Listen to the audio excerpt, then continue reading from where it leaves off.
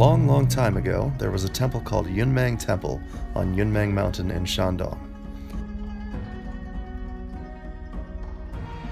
There were 2 monks in that temple, one master and one disciple. The master was never in the mood for reading Buddhist scriptures or working in the fields. He treated his young disciple very cruelly, and the young monk became pale and looked very weak.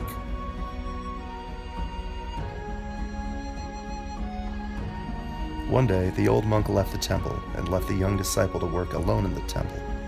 A child wearing a red bib showed up. Nobody knew where he was from. From then on, whenever the old monk left, the child came to help the young monk work in the temple. As soon as the old one returned, the child disappeared. As time passed by, the old monk noticed that his disciple looked ruddy, and he seemed to be able to finish every job that he was assigned with. He called his disciple over and interrogated him about what was going on. Reluctantly, the young monk told him the truth. The old monk thought, there are few people living on the mountains, so where did the kid with the red bib come from? He must be the legendary herb stick, or ginseng. Therefore, he took a red thread out from his suitcase, threaded it onto a needle, and gave it to the young monk. He ordered the young monk to stick the needle into the kid's red bib if he showed up again. The next day, the old monk left. The young monk wanted to tell the child what had happened, but he was too scared. He finally stuck the needle into the child's red bib when the child was hurrying to go home. Early in the morning of the next day, the old monk locked his disciple in the temple, and then he picked up his pickaxe and followed the red thread all the way down the mountain to an old red pine tree. There, he found one herb stick, and he was extremely excited at its discovery.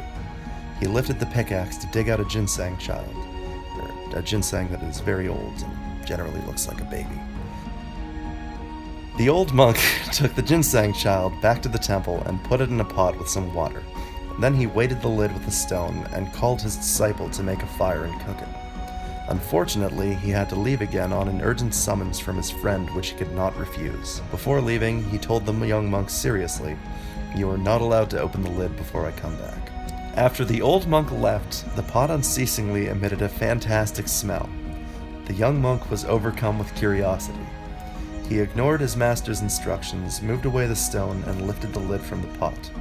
The smell was so good that he tore off a piece of the stick to sample it. It was so sweet and juicy, so, forgetting everything, the young monk ate up all of the ginseng and soup. Just then, the old monk came hurrying back. The disciple was too anxious to do anything, so he ran towards the temple. Suddenly, he felt his legs lightening, and he flew up into the sky.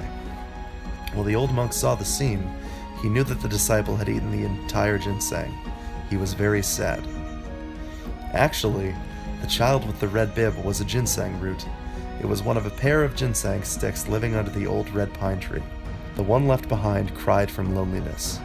The red pine tree said, "I will bring you to northeastern China where there are few people." The ginseng stopped crying and followed the pine tree to flee away. They settled down on Changbai Mountain in northeastern China. Since then, there were no more ginsengs to be found in inland China.